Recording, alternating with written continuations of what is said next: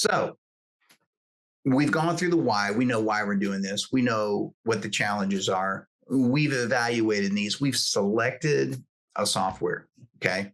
So those are the first three steps. We've spent a lot of time in that needs section because that is where you want to put that. You want to put that work in up front, right? Now that you've got this, you've got a plan, and then you've got the team. Now I could have put these two, 4 and 5, together. It could be, the plan and the team, but I want to separate the two out. And you're going to need to be selecting the team and putting the plan together. So I'm going to put the plan here first. You're going to get a basic outline of the plan, but then we're also going to talk about the team as well. So these kind of go together, 4 and 5. But the start, that objective is the start, right? You make your plan based upon what are we trying to achieve? What is our objective, right? And then you're going to talk about your people, your team, right? But I'm going to go into more detail about the team in just a second, right? The right people will make all the difference, okay? And they're going to need to be like-minded and accountable for that project success. All right. If they are not the right person for the job, if they are out there, if they're not, don't try to force them in. All right. And then number 2, don't try to take this job on all by yourself. And I have seen it happen. Okay. I have seen it where somebody has given a directive from leadership that has gone down to a very, very, large company or medium-sized company and said, okay, we're going to roll out this software and I want you to do it. Okay. And that's one person. And then that weight is just all over that one person. Okay.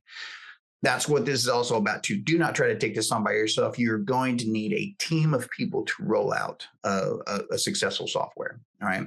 The reason why 70% of software rollouts fail, 70%, is because people do not, one person cannot grasp the scope of what's going on. I'm giving you a bit of an idea here in these 8 steps, the scope of what's going to happen.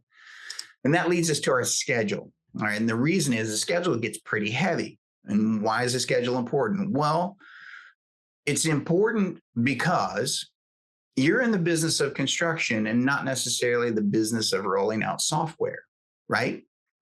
You've got a day job that you're already doing. So adding on a software implementation may be very, very taxing. So you're going to need to share the load, which is more the reason why you need a team. And that team can then help come up with a realistic time and some milestones and a calendar that can be kept and monitored, right? You can measure that success, right? And even for the next one or for the next project, you can be realistic about, hey, this is our goal. This is our milestone. We need to meet this. What's it going to take to get us there? We need to write that stuff out. We got to create this plan and we got to create a schedule for it. If you don't put dates to it, it won't get done. Last part about the team here on this is you're going to need technical support. Okay.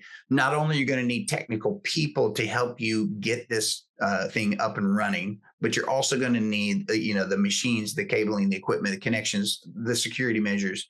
You're going to need the technical folks. So get them involved early. Do not wait to get them involved. Get them involved early in this process. Make them a part of your plan, right? Make them help you. Okay. Getting them involved early is the best thing you can do. Now, I know these things all sound like common sense, but you would be very, very surprised about how many times I walked in and said, what about this? What about this? What about this? I start asking the question about who's involved here, who's involved there. And some folks seem to be like, well, I didn't know anything about that part, or that's not my job kind of thing.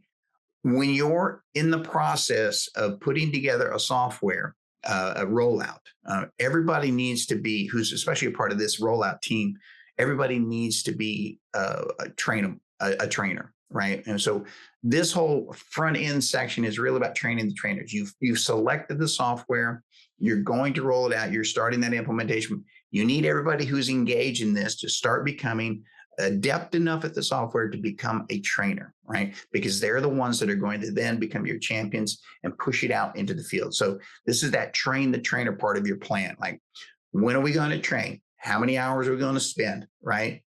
When are we going to go back and review? Because maybe people forget, right? When can folks get together? I would doubt that everybody on the team, especially since you've got jobs that you're already doing, that everybody's going to be able to get together at the same time every week, or maybe you need to split it up. These are the parts of your plan that you need to put in there. When you're going to get together, when you're going to make it happen, and really focus on the software that you're getting ready to implement itself. So create a training plan for your trainers. Okay. And then the last is get that test environment up and going as well. You're going to need your technical support people to help you with that. Get the test environment. Do not just turn it on and try to go. There is nothing more stressful than having a live environment and leadership breathing down your neck going, well, you got the thing up, you got it ready to go. Why are we having so much trouble? Because one, your setup's going to be all wrong. You're going to spend way more time trying to fix it. Most likely it's going to end up being a bust because you're going to figure out that it was far bigger than you could chew, right? You want to put this in a test environment, a place where you can go where if you make a mistake, it's not going to bust you, right? What's going to happen is you're going to make a mistake. You're going to be able to fix it and then come back and review, come back and review. You're going to get good at it first. That's the test environment. Get good at it.